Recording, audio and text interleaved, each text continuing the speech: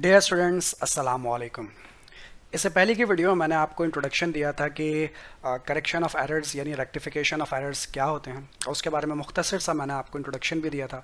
और मैंने आपसे वो एरर्स भी डिस्कस किए थे जिसकी वजह से आपका ट्रायल बैलेंस जो है वो बैलेंस नहीं रहता। आज की इस वीडियो में आपको ये एक्सप्लेन करूंगा कि वो कौन से एरर्स हैं, यानी कितने टाइप्स के ऐसे एरर हैं जिसकी वजह से आपका ट्रायल बैलेंस भी बैलेंस रहता है लेकिन गलती भी होती है। आइए डिस्कस करते हैं उन तमाम एरर्स को। ओके, तो दो तरह के एरर्स मैंने आपसे डिस्कस किए थे। एक एरर वो जिसमें ट्रायल बैलेंस आपका बैलेंस नहीं रहता, और एक एरर वो जिसमें आपका ट्रायल बैलेंस बैलेंस रहता है। इसके बारे में हम डिस्कस कर चुके थे। दूसरे एरर के बारे में आज हमें डिस्कस करना है कि वो कौन से एरर्स हैं जो गलतियां भी हैं लेकिन उसके बावजूद भी, गलती करने के बावजूद भी हमारा जो ट्रायल बैलेंस है वो इक्वल रहता है, यानी बराबर रहता है। तो ऐसे एरर्स जिससे ट्रायल बैलेंस बराबर रहता है वो 6 किस्म के कोई एरर्स यहाँ पर डिस्कस कर रहा हूँ मैं आपके साथ। एरर ऑफ ओमिशन है पहला एरर। उसके बाद है एरर ऑफ प्रिंसिपल, ये दूसरे किस्म का एरर है। तीसरा है एरर ऑफ कमीशन। उसके बाद है कंपनसेटिंग एरर। उसके बाद है एरर ऑफ ओरिजिनल एंट्री, और फिर है रिवर्सल ऑफ एंट्रीज। ये 6 किस्म के एरर्स हैं जिन्हें मैं वन बाय वन एग्जाम्पल के साथ आपके साथ डिस्कस करूंगा। इन एरर्स को डिस्कस करूंगा कि एरर्स होते क्या हैं, किस तरीके से होते हैं, और इन्हें करेक्ट करने का क्या तरीका होगा। वो सारी बातें आपके साथ अभी डिस्कस करूंगा मैं आपसे।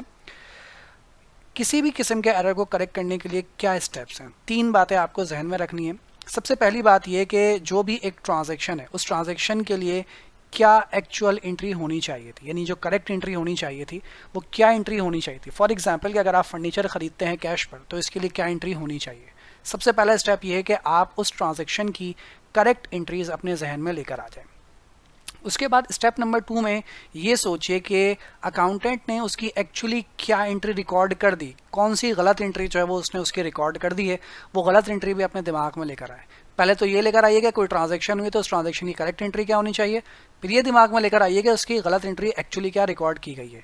और फिर उसके बाद दोनों एंट्रीज को कंपेयर कीजिए, जो गलती है उस गलती को सुधारने के लिए आप अपनी तीसरी जो है वो करेक्टिंग एंट्री रिकॉर्ड करेंगे। तो किसी भी एरर को करेक्ट करने के लिए 3 स्टेप्स हैं। सबसे पहले ये जहन में लेकर आइए कि उसकी करेक्ट एंट्री क्या होनी चाहिए थी, ओरिजिनल क्या एंट्री होनी चाहिए थी, एक्चुअली क्या एंट्री रिकॉर्ड की गई, और सही करने के लिए हमें क्या एंट्री रिकॉर्ड करनी पड़ेगी। ठीक है जी, चलिए अब इन तमाम एरर्स को हम वन बाय वन डिस्कस करते हैं डिटेल में। पहले मैं आपसे बात कर रहा हूं error of omission. Error of omission से मुराद ये है कि आपसे कोई गलती हुई है, कोई गलती ऐसी हुई है कि आपको कोई एंट्री रिकॉर्ड करनी थी और आपने उस एंट्री को कंप्लीटली रिकॉर्ड नहीं किया, यानी लिखना ही भूल गए सिरे से। एक तो होता है ना कि चलो अमाउंट गलत लिख दिया, या नाम गलत लिख दिया, या डेबिट को क्रेडिट में लिख दिया, क्रेडिट को डेबिट में लिख दिया। ऐसी कोई गलती नहीं हुई। गलती ये हुई है कि आप बिल्कुल नशे की हालत में धुत्ते, आपने एंट्री ही रिकॉर्ड नहीं की। रिकॉर्ड करनी चाहिए थी, लिखी नहीं। जैसे यहाँ पे पढ़िए क्या लिखा हुआ है, cash purchase of merchandise of ₹10,000। Cash पे मर्चेंडाइज खरीदी है 10,000 रुपए की। आगे नहीं पढ़ रहा, फिलहाल इतनी बात करते हैं। देखिए मैंने 3 स्टेप्स आपको बताया, स्टेप 1, स्टेप 2, स्टेप 3। अब आपको ये स्टेप समझ में आएंगे। स्टेप नंबर 1 कि अगर आप कैश पे मर्चेंडाइज खरीदें, आगे भूल जाइए कुछ भी लिखा हुआ है। अगर कैश पे मर्चेंडाइज खरीदें तो क्या एंट्री होनी चाहिए थी। आप दिमाग में लेकर आएंगे, सर हमने बचपन में पढ़ी थी अगर मर्चेंडाइज कैश पे खरीदे तो एंट्री होनी चाहिए परचेजेस डेबिट 10,000, कैश क्रेडिट 10,000। बिल्कुल सही है, ये एंट्रीज की होनी चाहिए। परचेज करें तो purchase debit, cash credit. Was not recorded, वो एंट्री आपने रिकॉर्ड ही नहीं की, यानी जिस वक्त सामान खरीदा उस वक्त आप जो है वो लिखना ही उसे भूल गए और फिर बाद में भी भूल ही गए। तो रॉन्ग एंट्री। अब दिमाग में लेकर आइए कि आपने उसकी गलत एंट्री क्या बनाई। सर एंट्री तो कुछ बनाई नहीं हमने, नो एंट्री। कोई बात नहीं। अगर इस तरह का कोई एरर हो कि आपको एंट्री बनानी चाहिए थी लेकिन आपने एंट्री बनाई ही नहीं, अब आपको याद आ रहा है अरे ये तो हमने लिखा ही नहीं, अब याद आ गया। एरर का मतलब क्या है कि गलती हो गई। अब गलती होने के बाद ऐसा नहीं कि वो गलती भूल ही गए, अब आपको याद आ गया, पता चल गया कि हाँ भाई मुझसे गलती हो गई, तो अब उसे रेक्टिफाई करना है। Correction of error. करेक्शन कब मुमकिन होगी, जब आपको गलती पता चल जाएगी। इसका मतलब हमें अपनी गलती का अंदाजा हो गया, अब इसका अजाला करना है, यानी इसको सही करना है। तो इस गलती को सही करने के लिए मुझे क्या करना चाहिए। देखिए सोचिए, आप खुद सोचिए कि आपने परचेज की, लिखना भूल गए, तो अब आपको याद आ गया कि अरे ये तो मैंने लिखा ही नहीं, अब क्या करना चाहिए। तो सर अब हमें ये करना चाहिए कि अगर याद आ गया तो लिख लेना चाहिए सर। ठीक है, किसी को मैसेज करना था, बहुत ज़रूरी मैसेज करना था, बिल्कुल व्हाट्सएप पे, ओहो अब याद आया तो वो किया ही नहीं मैंने, चलो कोई बात नहीं, अब आ गया याद तो अब कर देते हैं मैसेज। तो अब मैसेज कर दीजिए, कोई बात नहीं, नाराज़ नहीं होगा कोई। तो इसी तरीके से ये एंट्री आपको लिखनी चाहिए थी, आप लिखना ही भूल गए, अब याद आ गया तो अब क्या करना चाहिए, करेक्ट एंट्रीज के रिकॉर्ड करनी चाहिए। क्या लिखना चाहिए? परचेज को हमें डेबिट में लिखना चाहिए था तो परचेज को डेबिट में ही लिखेंगे 10,000 से।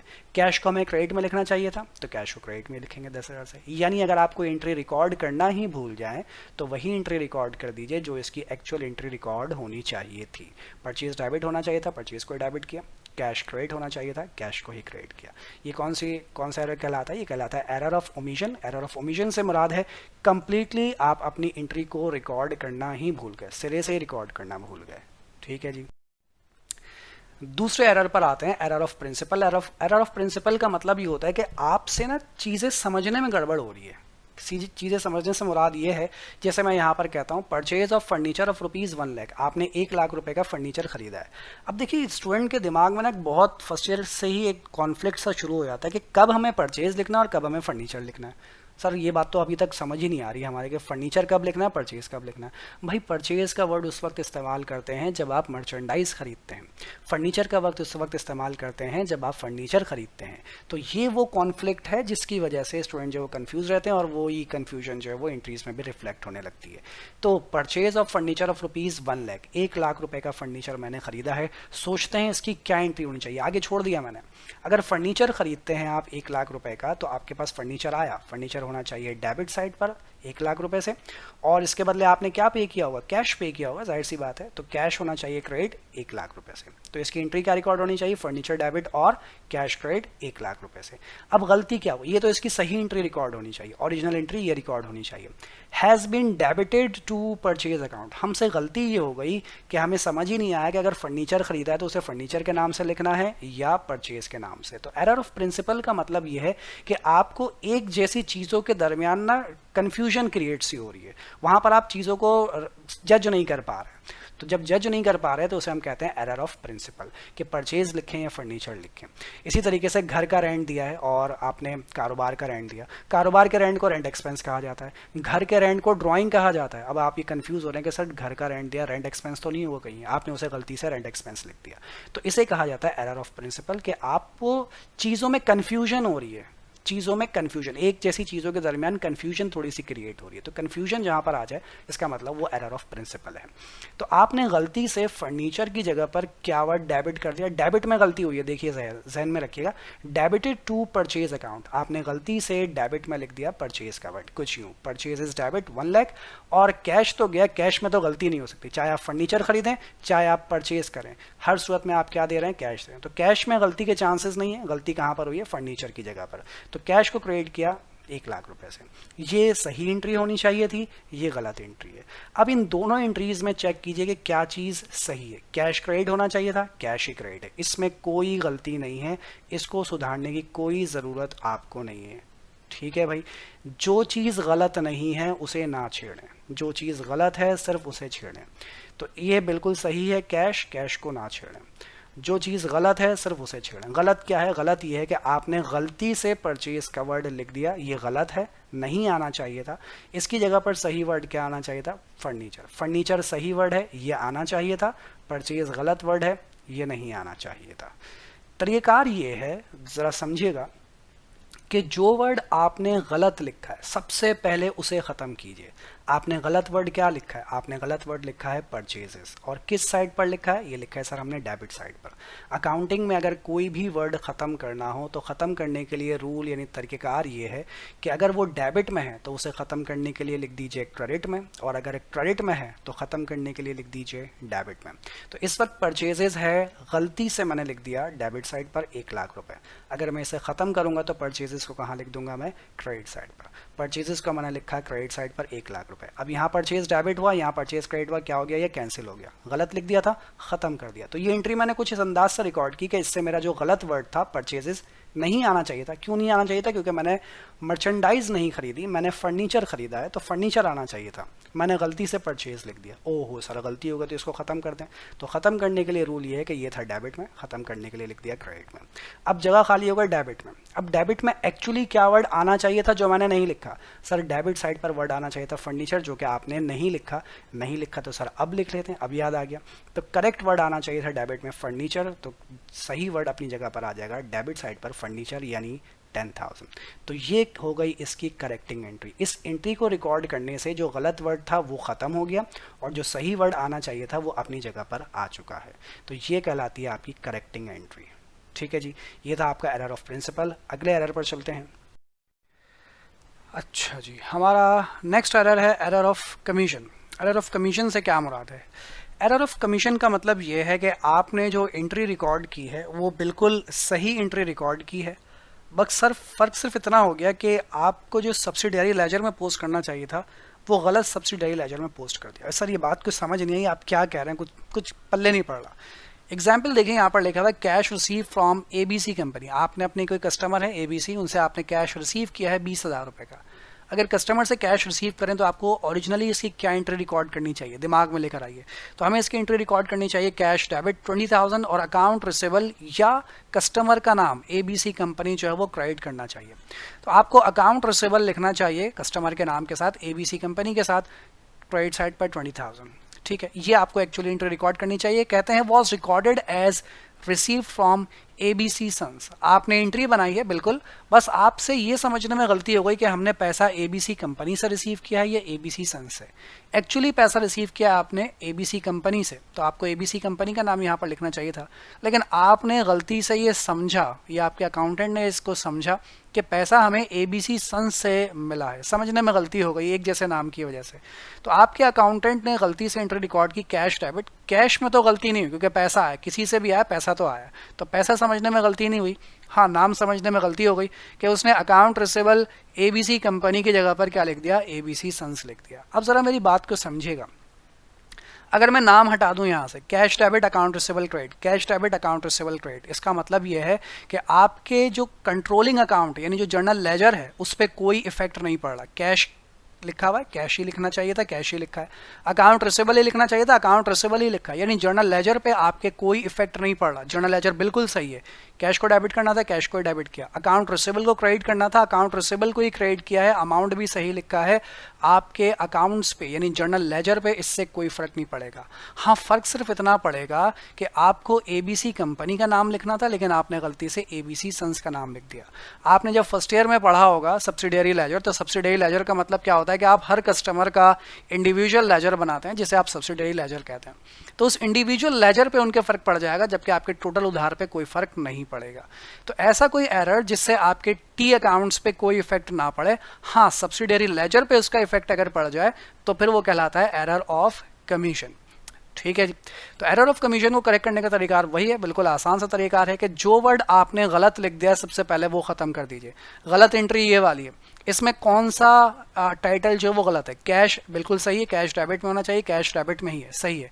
गलत क्या है कि गलत ये है कि account receivable ABC company credit में होना चाहिए, आपने गलती से अकाउंट रिसेबल ABC सन्स को क्रेडिट में लिख दिया, ये गलत वर्ड है, इसे ख़त्म कीजिए। ख़त्म करने का तरीका क्या है कि ये इस वक्त कहाँ पर लिखा हुआ है, क्रेडिट साइड पर। अगर मैं इसे ख़त्म करूँ तो कहाँ लिखूंगा, डेबिट साइड पर। तो आप यहाँ डेबिट साइड पर लिखेंगे account receivable ABC sons, debit side पर 20,000, और क्रेडिट साइड पर जो एक्चुअली वर्ड आना चाहिए था वो क्रेडिट साइड पर लिख दीजिए। तो क्रेडिट साइड पर क्या आना चाहिए था, अकाउंट रिसेबल ABC कंपनी, ये इसके अपोजिट साइड पर उठाकर लिख दीजिए अकाउंट रिसेबल ABC कंपनी 20,000।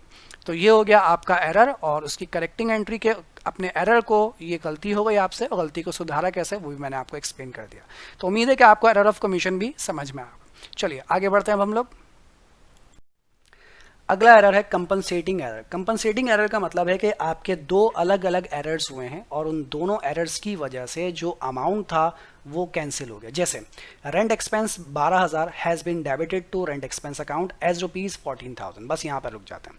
आपने रेंट पे किया है 12,000 रुपये, एंट्री बननी चाहिए थी इसकी correct entry, rent expense debit और कैश क्रेडिट 12,000 रुपये, ये करेक्ट एंट्री इसकी रिकॉर्ड होनी चाहिए थी। ठीक है, अच्छा उसके बाद ये 14,000 को अभी छोड़ दीजिए।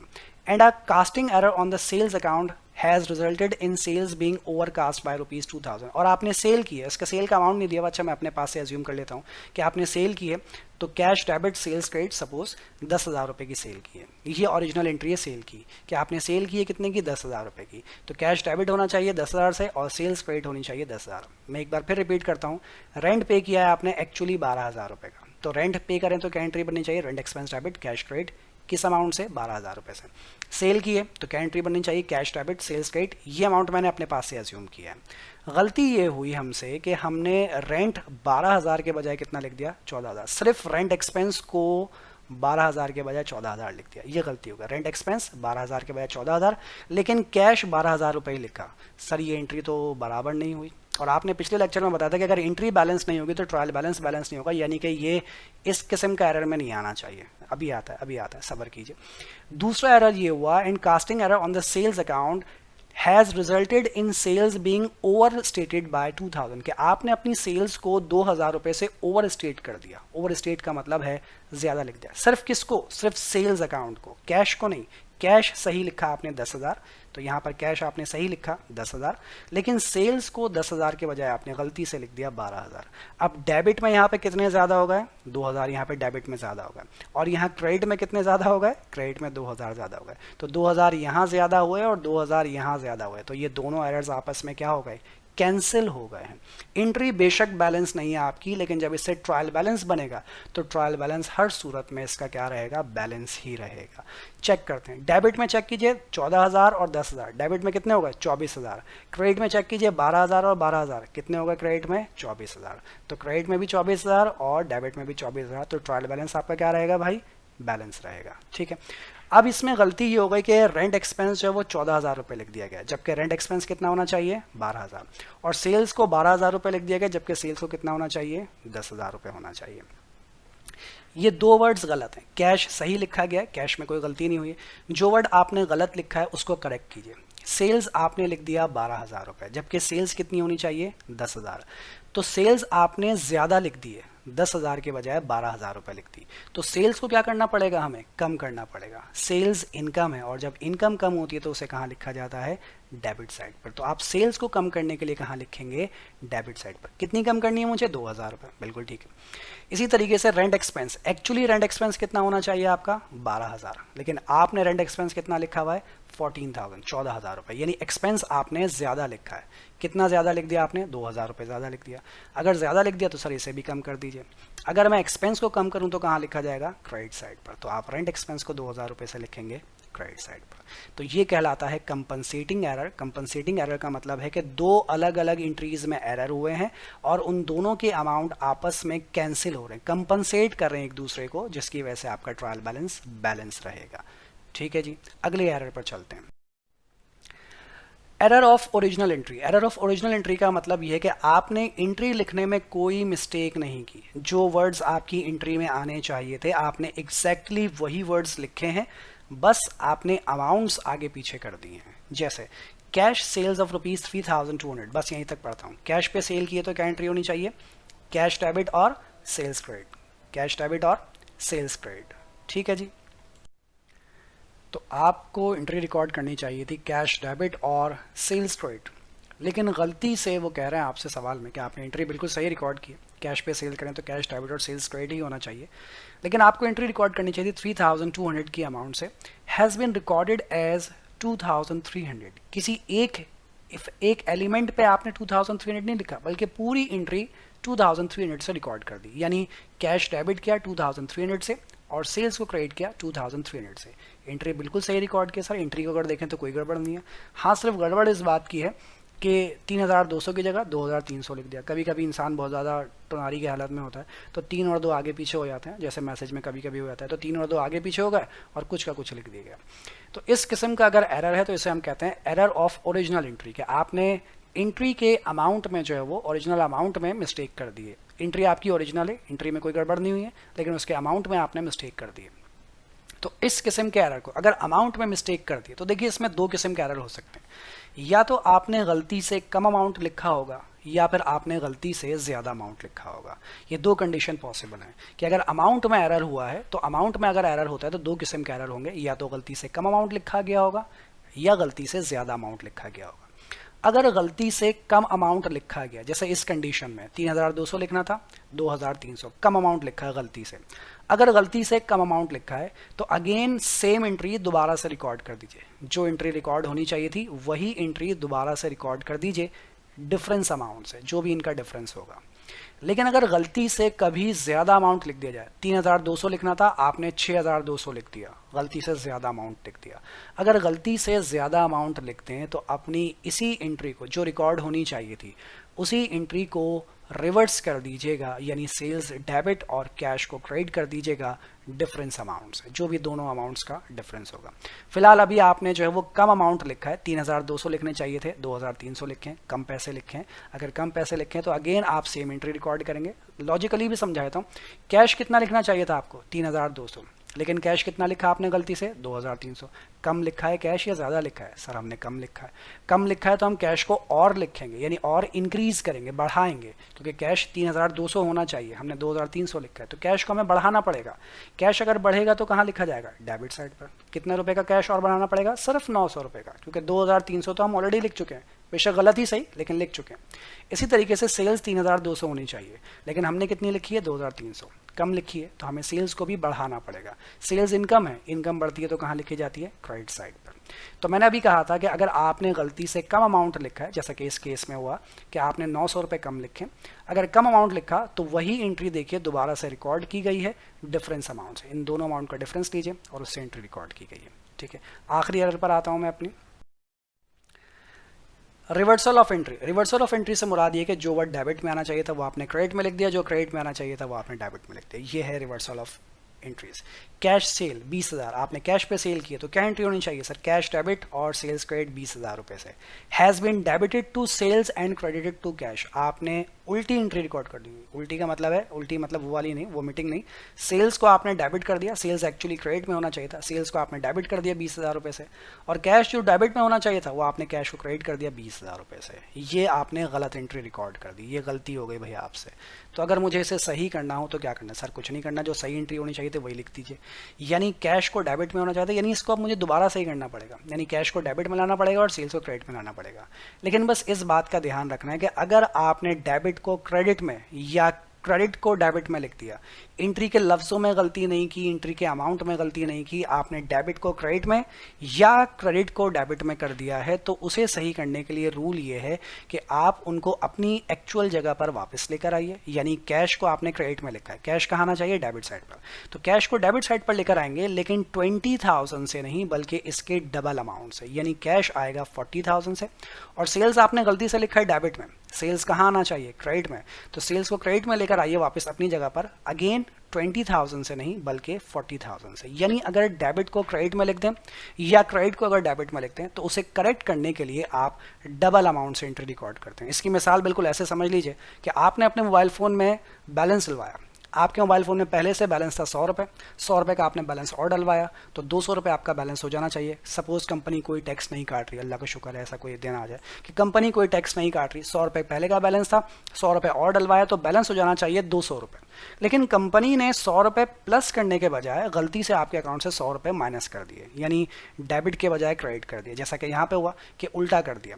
तो आप कंपनी में जाके शीशे विशे तोड़ फोड़ के आ देंगे, भाई आपने क्या किया, हमारे अकाउंट में 100 रुपये आपको जमा करने चाहिए थे, आपने 100 रुपये माइनस कर दिया। कंपनी कहते कोई बात नहीं, हमसे गलती हो गई, हम आपके अकाउंट में 100 रुपये वापस जमा कर देते।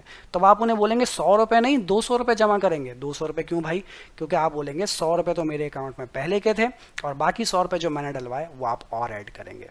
तो जब आपकी कंपनी ने गलती की, प्लस के बजाय माइनस कर दिए, तो जब वो उसे करेक्ट करेगी तो 100 रुपये की गलती को करेक्ट नहीं करेगी बल्कि डबल अमाउंट से यानी 200 रुपये से रिकॉर्ड करेगी।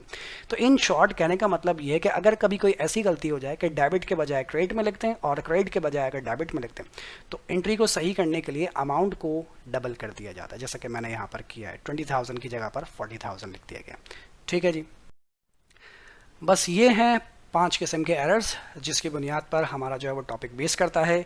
इंशाल्लाह अगली वीडियो में मैं आपके लिए एक सवाल लेकर आऊँगा और ऐसा क्वेश्चन होगा जो कि बहुत ही डिटेल्ड होगा, जिसके अंदर काफ़ी किस्म के एरर्स मैं एक साथ डिस्कस कर लूँगा, जिसके बाद आपको मज़ीद एरर्स की ज़रूरत शायद ना पड़े, किसी हद तक कवर हो जाएगा इंशाल्लाह आपका। तो उम्मीद है कि आपको ये एरर्स की टाइप समझ में आई होगी। कोई कन्फ्यूजन हो तो मुझे ज़रूर बताइएगा। इंशाल्लाह फिर मुलाकात करेंगे अगली किसी वीडियो में। टेक केयर, अल्लाह हाफ़िज़।